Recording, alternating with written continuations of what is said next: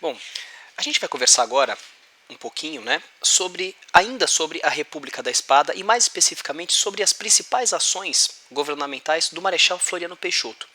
E o destaque que eu dou aqui, inclusive coloco no título da aula, é a República da Espada contra a Revolução Armada e a Revolução Federalistas. Foram dois momentos em que o Brasil viveu momentos de guerras civis. Foram guerras civis que o Brasil vai viver nesse momento inicial aí da República, ok? E nós vamos destacar isso daqui.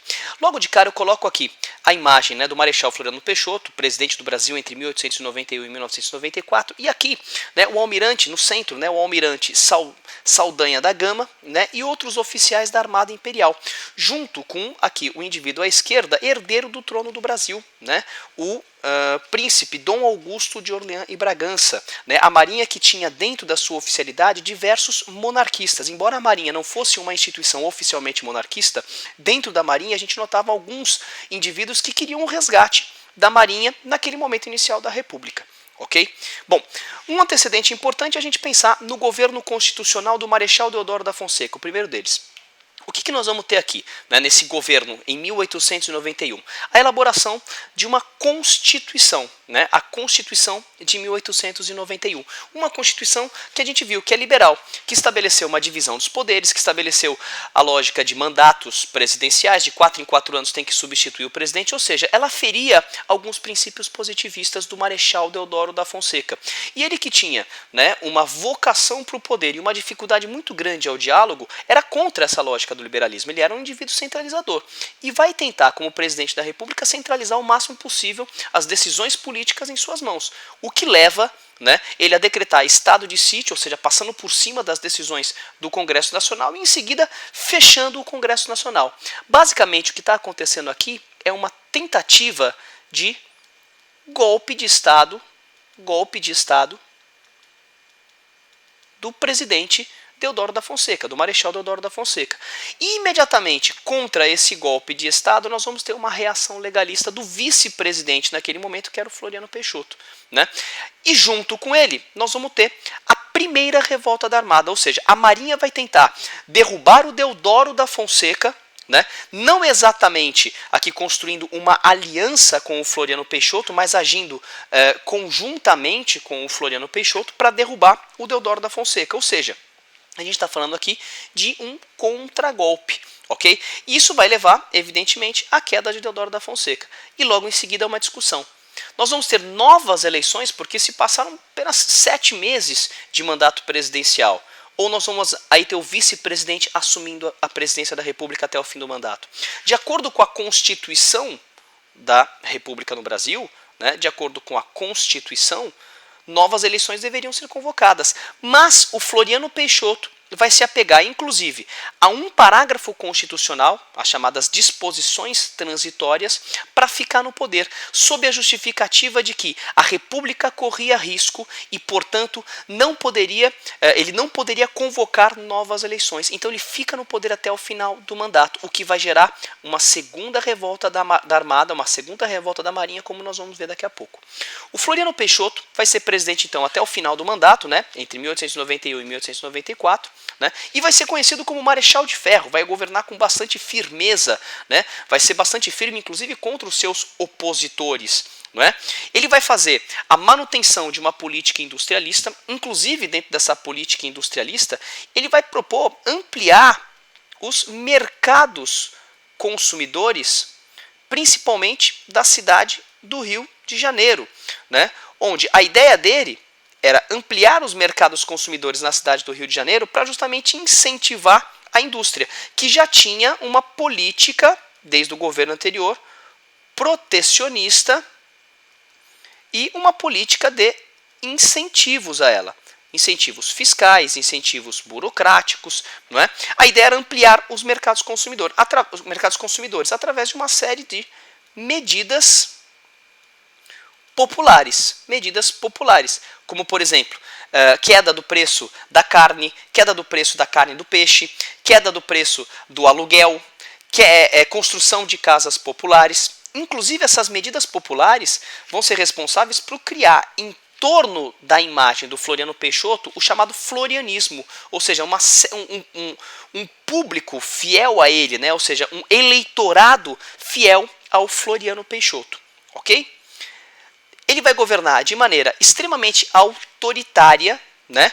E é justamente aquilo que a gente tinha destacado anteriormente, que nós vamos ter o florianismo, também conhecido como jacobinismo, que remete aí, né, aos projetos mais populares. Vale destacar que esses projetos populares eram bastante limitados à cidade do Rio de Janeiro, não eram projetos populares em nível nacional, ok? E nós vamos ter, evidentemente, uma oposição ao seu governo. A oposição da Marinha, que queria chegar ao poder, seja para resgatar a monarquia, seja para se manter no poder e resgatar os privilégios perdidos pela Marinha com a proclamação da República. E no Rio Grande do Sul nós vamos ter a chamada Revolução Federalista, que também vai se colocar, em determinado momento, contra o Marechal Floriano Peixoto.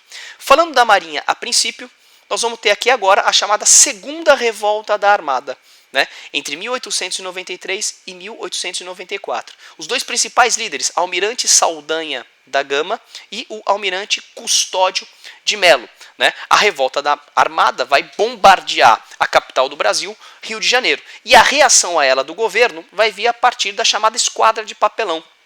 O Floriano Peixoto vai pegar uma grana emprestada com os Estados Unidos e comprar uma esquadra, ou seja, alguns navios dos próprios americanos, navios que iam ser descartados pelos americanos, porque estavam sendo substituídos por navios mais modernos. O Brasil comprou para combater a revolta da Armada. Né? A revolta da Armada, portanto, foi abafada pelo movimento a partir dessa nova esquadra, né, de navios de segunda mão compradas pelo presidente Floriano Peixoto. Esquadra de Papelão é o apelido que ela recebeu.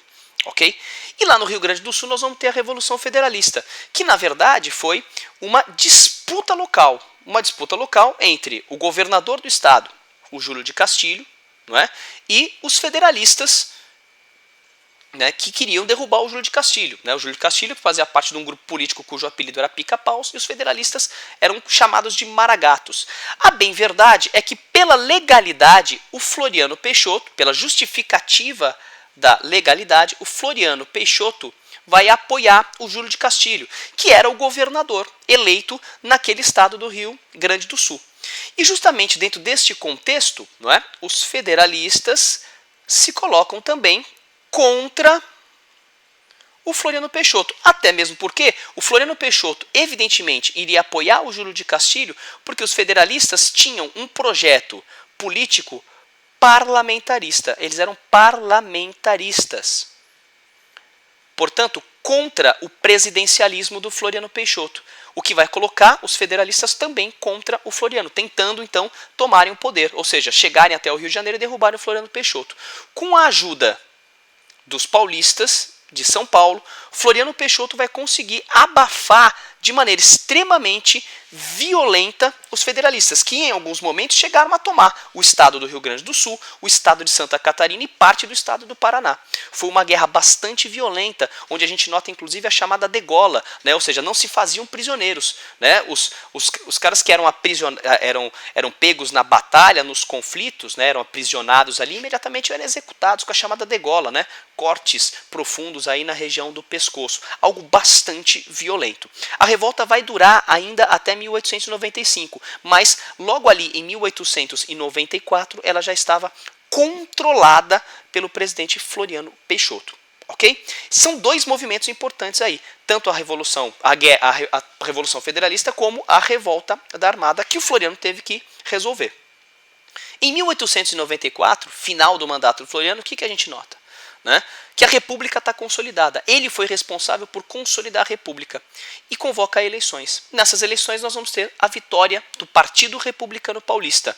Mais especificamente, nós vamos ter aqui a vitória do Prudente de Moraes. Prudente de Moraes. Primeiro presidente civil da história do Brasil, que vai marcar inclusive o fim da República da Espada e o início da República Oligárquica. Os cafeicultores chegaram ao poder e não vão querer largar esse poder por muito tempo.